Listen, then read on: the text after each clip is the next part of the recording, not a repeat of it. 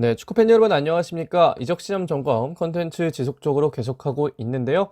오늘의 첫 번째 점검팀은 포항 스틸러스입니다. 김기동 감독과 함께 2025년까지 재계약에 성공한 포항 스틸러스. 과연 이번 겨울 이적 시장은 어떻게 보냈는지 지금부터 살펴보도록 하겠습니다. 먼저 2022년에 22인 엔트리를 보도록 할 텐데요. 이렇게 좀 나와 있습니다. 키퍼 2명, 풀백 4명, 센터백 4명, 수비형 미드필더 4명, 중앙 미드필더 2명, 윙포워드 4명, 스트라이커 2명인데요.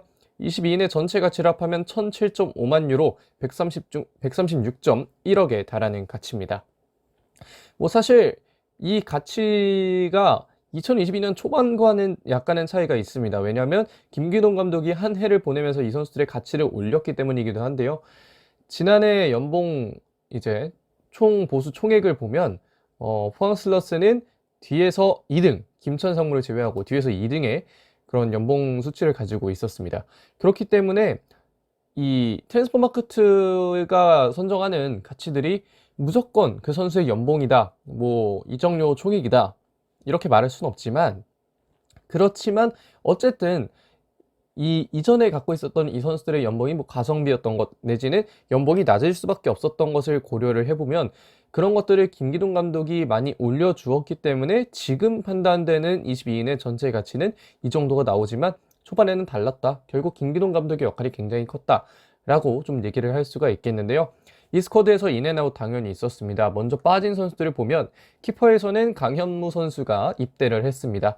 센터백에는 이광준 선수가 천안시티로 이적을 했고요.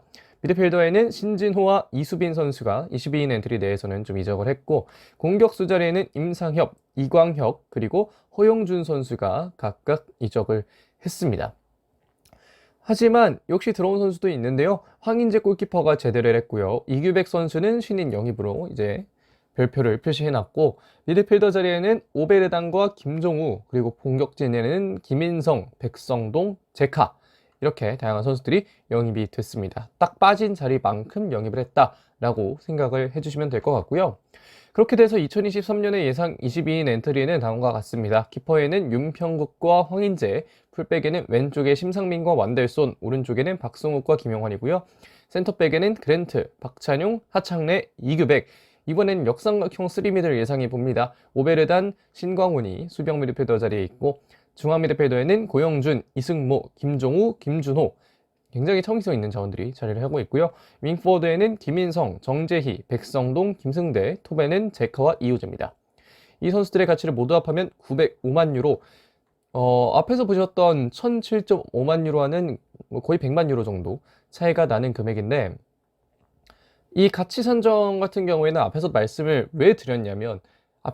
왜 보다 더 상세하게 드렸냐면, 이 선수들 역시 김기동 감독을 만나서 더욱 가치가 높아질 수 있는 선수들이 몇 명 더 들어왔고, 오베르단 같은 경우에는 아예 가치가 0으로 산정돼 있습니다. 세리 C에 있었던 선수이기 때문에 그 이전의 커리어에 대해서도 가치가 매겨진 적이 없고요. 그래서 이러한 것들이 좀 반영돼서 가치가 낮아진 편이다 라고 생각을 해주시면 좋을 것 같고요.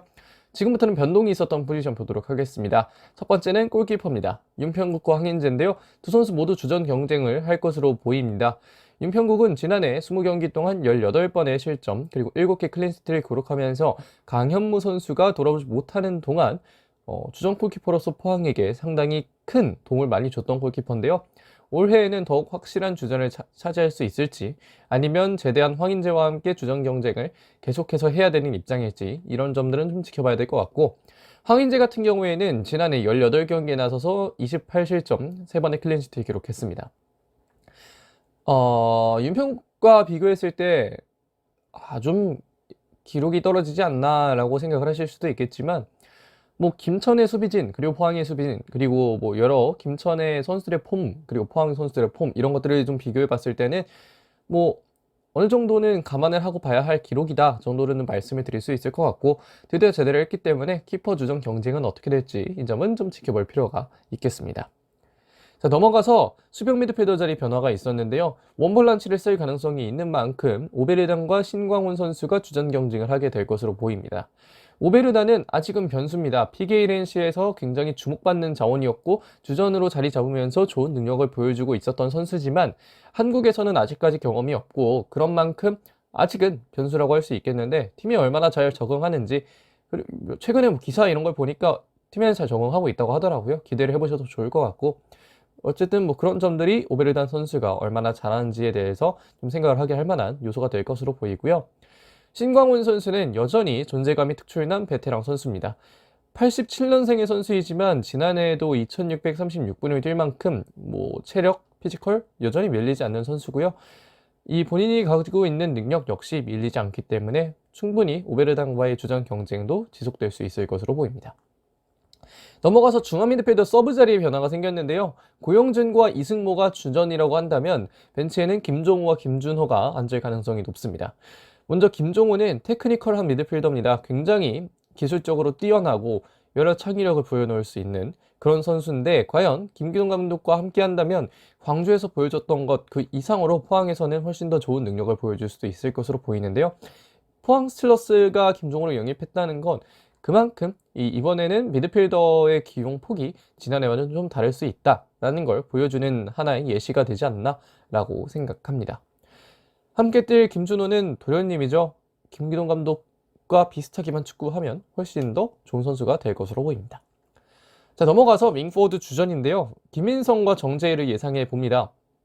김인성은 포항의 새로운 스피드스터입니다. 지난해, 그리고 지난해라고 하는 게 맞겠죠? 지난해 이제 서울 이랜드에서 주전, 그리고 뭐 완장을 차고 경기 나서는 경우도 있었을 정도로 상당히 좀 기대를 받았던 자원인데, 사실 기대에 비해서 김인성이 K리그2에서 보여줬던 플레이들은 그렇게 좋지만은 않았습니다. 하지만 김기동 감독과 함께 한다면 또 달라질 수 있을 것으로 보이는데요. 포항에서 새로운 스피드스터를 영입한 만큼 김인성이 흔들어주고 정재희가 마무리하는 여러 가지 그림도 좀 나올 수 있을 것으로 보입니다. 정재희는 지난해 어느 정도 로테이션을 돌린 출전 시간대를 기록했음에도 불구하고 40경기 동안 9골과 2개의 도움을 기록하는 등 공격 포인트 10개 이상을 기록했는데요. 믿을 만한 공격수입니다. 정재희는 오른쪽 윙에서 충분히 보여줄 수 있는 것들이 많고, 김인성이라는 선수가 합류하면서 또 그에 대한 반사 이익도 여러 가지 챙길 수가 있기 때문에 정재희 선수와 김인성 선수의 조합 끝까지 한번 지켜봐 주시면 좋을 것 같고요. 윙포워드 서브진 약하지 않습니다. 백성동과 김승대인데요. 사실 이 두 명의 선수는 정확하게 윙포워드라고 하기에는 약간 무리가 있습니다. 뭐 많은 분들이 아시다시피 백성동, 김승대 모두 중앙에서도 어느 정도 플레이를 해줄 수 있는 자원이고, 백성동은 오히려 뭐 공격형 미드필더로 보는 경우가 많고, 김승대도 세컨드 스트라이커나 이런 자리를 보는 경우가 많죠. 하지만 마땅히 둘 자리가 없잖아요. 그래서 윙포워드 서브로 놨습니다. 백성동은 안양에서 지난해 좋은 활약을 보여줬고 굉장히 창의적인 자원입니다. 김종우와 함께 뭐 여러 포지션에서 뛸 수 있으면서 굉장히 창의력을 많이 불어넣어 줄 수 있는 그런 선수가 백성동이라고 할 수 있겠는데, 백성동의 영입 포항에게는 상당히 큰 힘이 될 것으로 보이고요. 김승대의 경우에는 주장 원장을 찾습니다. 주장 그 무게를 견뎌내야 김승대 선수가 본인의 능력을 조금 더 잘 펼칠 수 있는 그런 시간이 다가올 수 있을 것으로 예상이 되고요. 마지막으로 변동된 포지션은 스트라이커 자리입니다. 제카 선수가 영입이 됐습니다.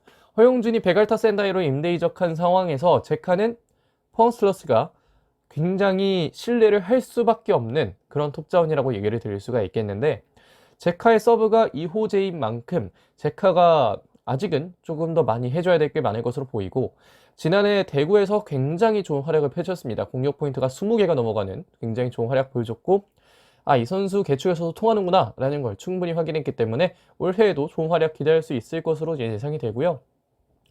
이호재는 뭐 타 구단으로의 임대 이적 이야기가 많았습니다. 특히 부천으로의 임대 이적 이야기가 많았는데, 현재 포항에 이호재가 빠지면 서브톱을 볼만한 선수가 많지 않습니다. 그렇기 때문에 이호재 선수의 이번 시즌 활약도 굉장히 중요하다고 할 수 있겠는데, 지난해 보면 17경기를 나왔지만 출전 시간은 그렇게 길지 않았습니다. 이 얘기는 이호재가 교체로 들어가서 뛰는 시간이 좀 더 많았다, 뭐 이런 이야기를 한다, 뭐 이런 의미다라고도 생각을 할 수 있겠는데, 올해는 좀 더 비중 있게 출전을 해야 되지 않을까 싶습니다. 22세 이하 자원에서 벗어났고 본인도 성장하기 위해서 올해 K리그 1에서 좀 더 버텨줄 필요가 있을 것으로 보여서요. 이호재 올해에는 조금 더 기대를 해야 될 것으로 보입니다. 본인도 열심히 노력해야 될 것으로 보이고요. 자, 그럼 여기까지 변동이 있었던 포지션 살펴봤고, 이제는 스쿼드 장점 보도록 할 텐데요. 지난해보다는 톱자리가 강력해졌습니다. 당장 허용준 vs 제카 생각해보면 제카를 뽑는 사람이 더 많겠죠. 제카의 영입 확실한 도움이 될 것으로 보입니다. 그리고 윙포워드 자리에 스피드스터가 합류했다는 것 굉장히 큰 힘이 될 것으로 보입니다. 애초에 전술적인 움직임에 가장 뭔가 다른 포인트를 줄 수 있는 건 전술적인 것으로 메울 수 없는 신체적인 부분인데요. 그런 부분을 메우기 위해서 김인성을 영입했고, 김인성이라는 선수가 가진 스피드, 김기동 감독과 함께 만난다면 전술적으로나 신체적으로나 좋은 이익을 취할 수 있을 것으로 보입니다. 마지막으로 창의력 있는 자원들의 합류가 굉장히 눈에 띄는데요. 백성동과 김종호는 김기동 감독에게 더 많은 것을 줄 수 있는 그런 굉장히 좋은 자원들입니다. 이런 것들이 포항 스틸러스에 적용만 된다면 올해에도 포항 스틸러스는 스쿼드 가치에 비해 훨씬 더 좋은 성적을 낼 수 있을 것으로 보입니다. 다만 스쿼드 단점도 분명히 있는데요. 삼선 뎁스가 급격하게 얇아졌습니다. 이렇기 때문에 원볼란치 체제로 갈 수밖에 없는 상황이 아닌가라고 좀 생각을 하게 되는데, 이를 또 김기동 감독이 어떻게 메울지 좀 궁금해지고요. 키퍼 자리는 약간의 불안정함이 있습니다. 윤평국, 황인재 모두 한 시즌 풀로 이제 포항이라는 팀에서 딱 이 선수가 주전이다라고 할 만큼의 시간은 강현무 선수가 프로 가져갔는데요. 윤평국과 황인재는 아직까지 누가 주전이다라고 온전하게 말할 수 없는 상황입니다. 두 선수 모두 약간의 불안한 포인트가 있기 때문에 그 약간의 불안한 포인트를 더 잘 채우는 선수가 주전이 될 것으로 보이고요. 마지막으로 올해도 그렇게 쉽지만은 않은 상황에서 시작합니다. 김기동 감독은 언제 행복축구를 할 수 있는지에 대해서 좀 고민을 해봐야 될 시기이기도 한데, 하지만 뭐 개인적으로는 그렇게 나쁘지만은 않다라고 판단을 하고 있기는 합니다. 그렇게 해서 결론을 내려보면 영입들 나쁘지만은 않았습니다. 생각보다는 뎁스가 잘 채워졌고 나간 자리에 그대로 다 들어오는 영입이 혹은 뭐 신인 선수의 콜업이 이루어졌는데요. 하지만 삼선 뎁스는 아쉽습니다. 지난해 주전급으로 뛰었던 삼선 미드필더인 신진호와 이수빈의 아웃이 꽤 큰데요. 원볼란치를 구상해야 될 정도고 이 선수들이 빠졌다는 건 그만큼 굉장히 클래스 있는 선수들이 빠졌다는 이야기이기 때문에 이런 점은 아쉽고, 그렇기 때문에 모기업의 사정이 아쉬울 수밖에 없는데요. 하지만 김기동이 감독이죠. 포항은 올해에도 충분히 강력한 축구 해낼 수 있을 것이라고 예상을 하고 있습니다. 자, 여기까지 포항 스틸러스의 이적 시장 점검해 봤습니다. 썸네일에 나오는 단대로 생각보다 괜찮죠. 뎁스를 생각보다 잘 채웠고 김기동 감독은 건재합니다. 이런 점들이 포항 스틸러스의 차기 시즌 기대할 수밖에 없는 요소로 만들고 있는데요. 과연 포항 스틸러스는 올해 여러 가지 힘들었던 상황들을 이겨내고 또 한 번 좋은 활약을 보여줄 수 있을지 지금부터 한번 또 지켜보시면 좋을 것 같습니다. 자, 그럼 이번 영상은 여기까지 하도록 하겠습니다. 고맙습니다.